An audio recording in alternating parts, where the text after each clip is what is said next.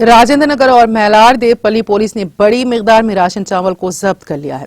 तफसीलात के मुताबिक police Rajendra Nagar police station के तहत हसन नगर कॉलोनी में एक घर में जखीरा करके रखे गए तकरीबन 30 कुंटल राशन चावल को पुलिस ने जब्त कर लिया।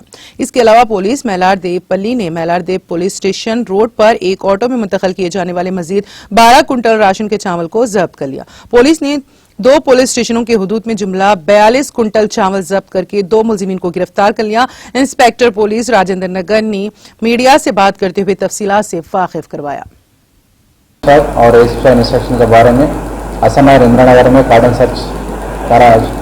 तो कार्डन सर्च में 8 व्हीकल सीज करे और पीडीएस राइस भी पकड़ लिया। और पीडीएस राइस के बारे में 30 क्विंटल तक राइस है, वही पंचनामा करके केस बुक करके इन्वेस्टिगेशन शुरू करें।